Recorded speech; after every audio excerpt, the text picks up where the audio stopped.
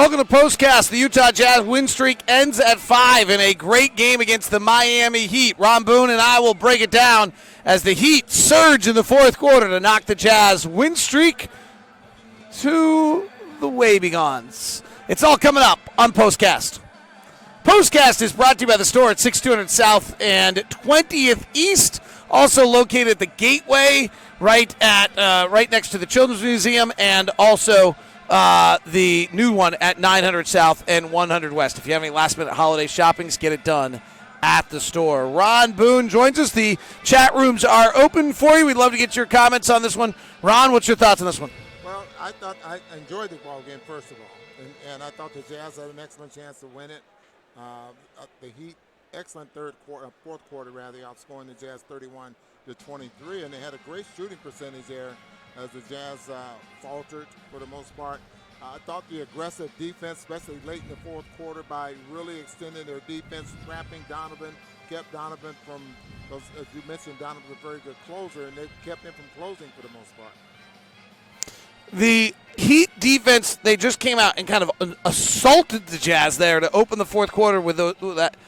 Did the Jazz react all right to that, or was that just the difference between Miami having a little bit depth and a little bit more kind of firepower to throw at the Jazz, as the Jazz just didn't have enough guys? When you do something like that, you must get the ball and they trap.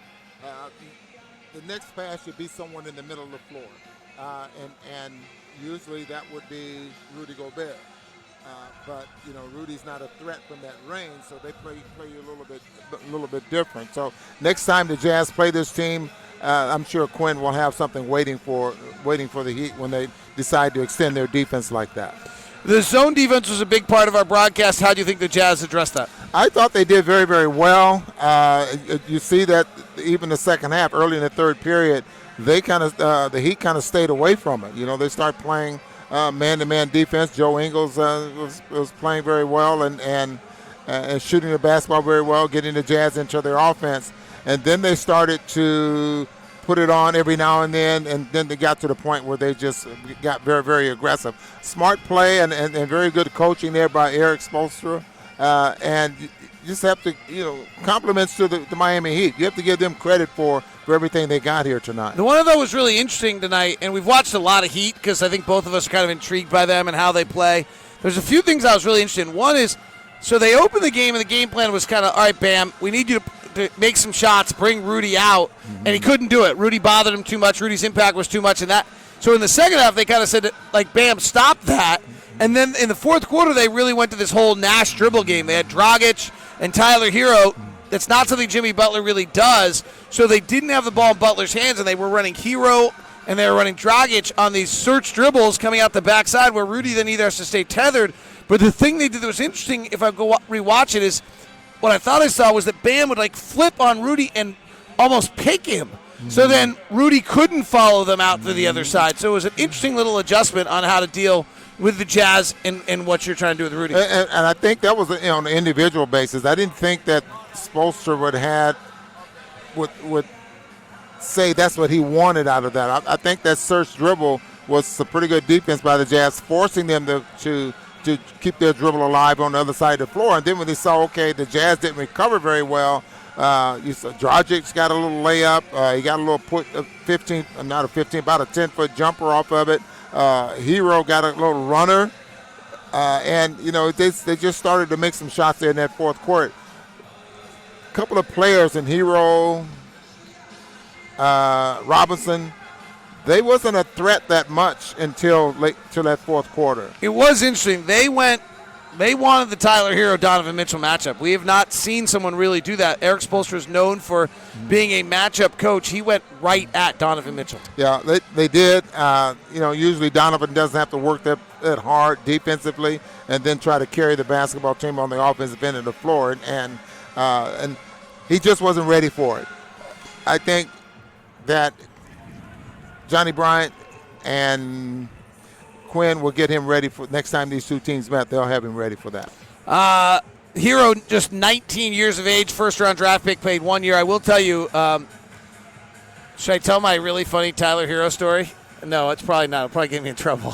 Yeah, you better leave it alone. Leave that, you know that story? Yeah, leave that alone. So yeah. my numbers love Tyler Hero. I'd never seen him ever play a college game, and I didn't know anything about him, but my numbers loved him in coming out of the draft, and they're turning out to be true. I was surprised when I saw him because I didn't have any idea what he was like as a player, so he wasn't, I didn't know what he was. So then I saw him. The draft workouts are not at the Jazz, but just around the draft, and turned out to be about the 14th pick. So he was pretty impressive. One of the questions from Airfare 23: what could have the Jazz done to stop Hero from scoring down the end? He seemed like he was getting the hoop on the Nash dribble quite a bit at the end of the game. I'll jump on this one first, if you don't mind.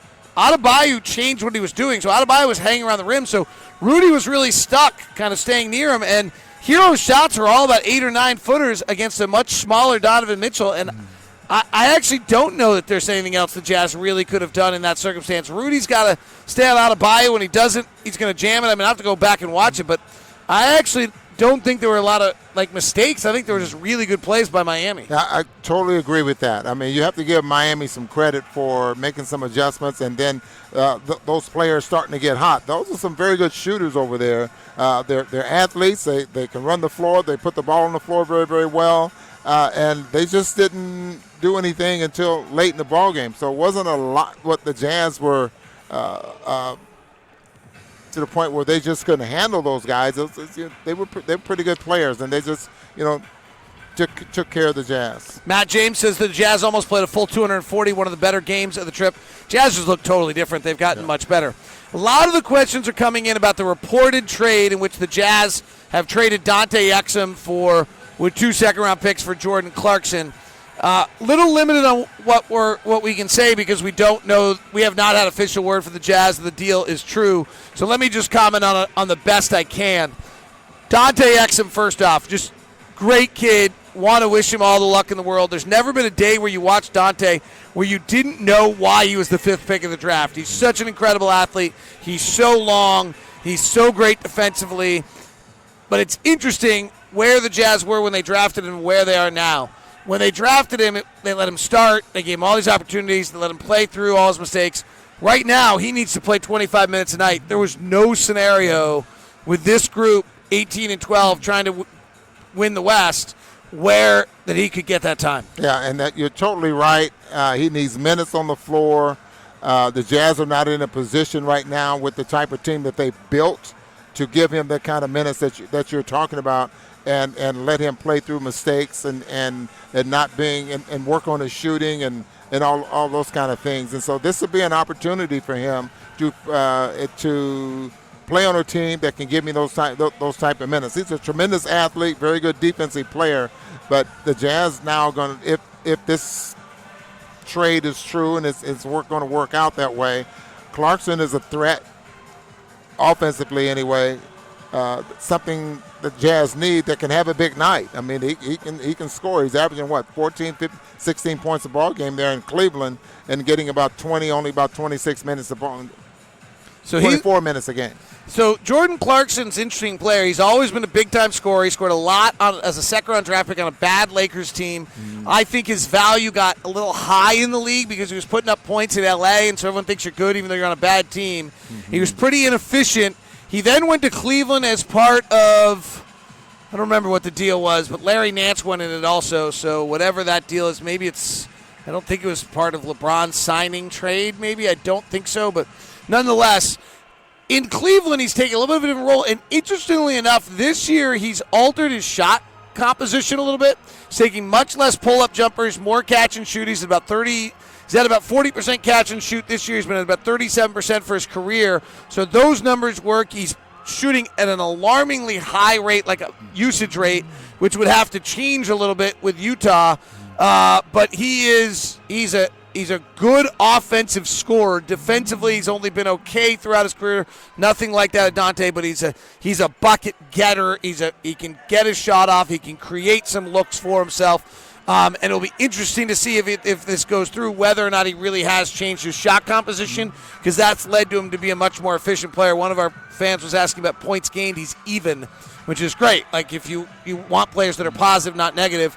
he's even, and that's the first time in his career he's been even as an offensive points game player. And with Conley, being down and not sure when he can get back 100% and be out there on the floor, the Jazz need that kind of a player to just look at the amount of minutes that our starters had to play tonight. Boyan only played 29 minutes, and that's because he had 3 fouls in that first quarter. But then you're looking at 35, 36, 37, 38, 39 minutes by these players. And so I think Clarkson will be one of those guys that can play a couple of positions and keep some of the minutes down for some of those starters. Will be interesting to see where he plays. I mean, and where he gets minutes. The one thing I don't think the Jazz felt is as Moutier was playing better, that you could really play Exum and Moutier together because both of them are non-shooters. Mm-hmm. And so Clarkson as a shooter could play with Moutier a little bit more. So it'll be interesting to see what the Jazz do in that regard, if that deal, in fact, goes through. The second-round picks are reported to be San Antonio's of 2022 and Golden State's in 2023. When we can confirm that, we will. We do not have confirmation on that. These are just off of reports. So the Jazz win streak comes to an end. A good game here in Miami. Really fun to watch these teams play. We'll get to do, if you get a chance, get the tickets to see the Jazz play Miami when they come to town. I don't have the date right in front of me, but that would be one I would highlight. That'd be a great basketball game to come watch. Otherwise, we're home on the 26th and the 30th this week, and we look forward to seeing you at Vivint Smart Home Arena. Jazz fall to Miami. The win streak comes to an end. Merry Christmas. Merry Christmas. Happy holidays on behalf of Ron. We'll talk to you then.